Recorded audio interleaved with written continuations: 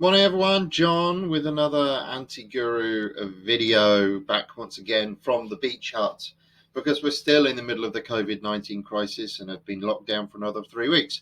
So today's subject was given to me by Andrew Carter. Now Andrew's a member of our property expert community on Facebook, and Andrew asked for more information on heritage. Right, Andrew, that's really broad, mate. But it does help me sort of focus the mind a little bit. So today's subject is going to be about conservation areas. Now, everyone's afraid of a conservation area, aren't they? Because we're all told from a very early age that conservation areas are bad. From a very early start of your property development journey, you don't want to be in a conservation area. Planners make things more difficult. You need planning permission for more things, that kind of thing. You can't do roof alterations in a conservation area. You can't put porches on. You're more likely to see an Article 4, blah, blah, blah, blah, blah. In reality, half of the planning game is knowing the rules. Actually, it's about 90% of the planning game is knowing the rules. And as I always say, to know the rules, start from scratch, John. Idiot. It's a Tuesday morning. To play the game, you have to know the rules. To play the game well, you have to know where you can break them or bend them when the referee is not looking. So, in terms of conservation areas, the rule is very simple. The test that's given to us, that's handed down by law and by the NPPF, is to preserve or enhance the character and appearance of the conservation area. Now, character and appearance is a nice broad brush set of terms. It might define, for example, the pattern of the street, or it might define the fact that everything has got a timber window, or it might define a certain patternation of development. So, for example, down in Southsea, we have Owen's Southsea. Owen's Southsea is a conservation area designed by Owen. He was a famous architect at the time that built village suburbs. Now, Owen's Southsea has a very described pattern. It has taller pediment-style, townhouse-style buildings on much, much smaller plots. The buildings are set back from the road frontage to give the semblance of space, but you end up with a very small garden at the back. That is the proportion. You almost have a proper quartile proportion of house, garden at the back, garden at the front, and road that it reports to in terms of plot layout. To preserve the character and appearance of Owen Southsea Conservation Area would be to repeat that pattern, to keep the pattern going, because actually that's what preserving and enhancing means. The next sort of thing you need to think about if you're looking at developing one of these properties is, how do you conceal? So concealment is not, in these cases, like the concealment of a house inside a hay bale. That one's been and done, and let's not try that again. Didn't work very well for the guy who attempted it. But what concealment means in this case is how do we hide, how do we mask what we're doing on the inside of the building from the outside world? Because the test is not about the individual building, it's about the conservation area as a whole. So if you're chopping a nice townhouse, for example, up into flats, you can do that in a conservation area. You can absolutely do it. And I've done it before, and I've approved planning permissions for it when I was a planning officer. But you have to conceal what you're trying to do. What that means, for example, is that you need to look at where your maintenance runs are going. You need to look at where your meter's going to be positioned on the outside of the building. You might need to have an internal lobby where all those meters go.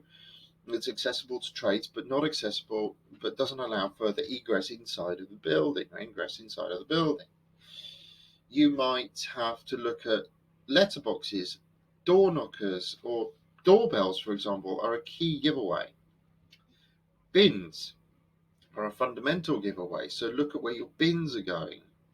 If you're doing certain work inside of a conservation area that requires a lot of car parking, where is that going to go? So you have to just think more carefully about how that development is structured out and how that development works in order to make sure that you're preserving, and it always comes back to that preserve test. Preserve the character and appearance of the conservation area. Now, as always, I want to give you some little hints and tips as to how to make the most of a building in a conservation area. So, we're going to start from outside in. In terms of exterior, you will find most conservation areas have what's called a conservation area appraisal, and that includes the guidelines for conservation, the rules that govern the conservation area. To play the game, you have to know the rules. To play the game well, you have to know where you can break them.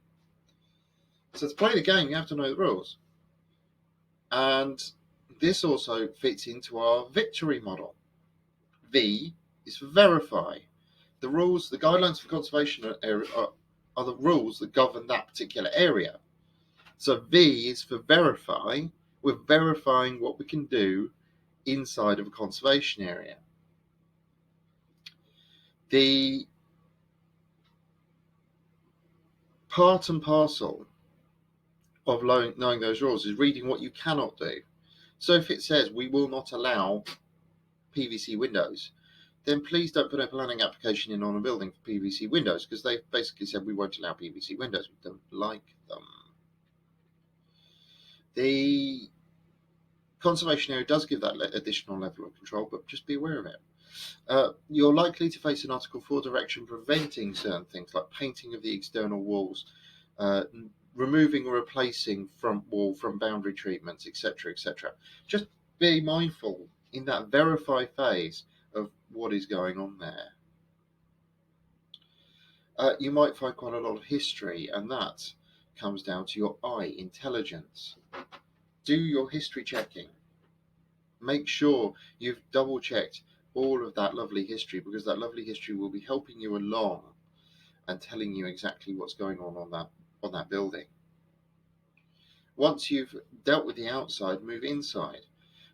Don't try and put walls that bisect windows. If you've got big picture windows, try and keep your walls away from those windows so you don't bisect the window. Conservation officers get really upset when they see a beautiful bay window with a honking great mullion that's had to be installed because it needs to hide a wall partition that lives immediately behind it. That's in particularly important for HMO operators. Now, you can do HMOs in conservation areas as long as you've not got an Article 4, but and your internal works don't need planning permission, but be aware that you will engage the wrath of the conservation officer, and they will try and find you if you decide to insert a wall right through the percent partition of a window. I've seen conservation officers get really upset, and what normally happens is you end up with an Article 4 direction for that conservation area that does spoil the game for everyone else. Eeyore mug again today. Right. The other thing you cannot do in the conservation area is overdevelop, because the council have greater controls. So in terms of if you're setting up flats on the inside and you do require planning permission for the subdivision of house to flats, house to HMO is different, that's governed by a permitted development right, but house to flats always requires planning permission. Always, always, always.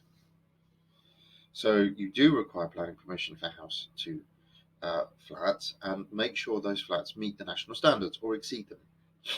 It can't be overdevelopment if you've hit the national standards, because you're not compromising. And then finally, from a marketing point of view, try not to compromise at all. Conservation area development tends to be more opulent, tends to be more lovely on the inside and on the outside. Don't cheap out. I see a lot of developers trying to cheap out. So they are trying to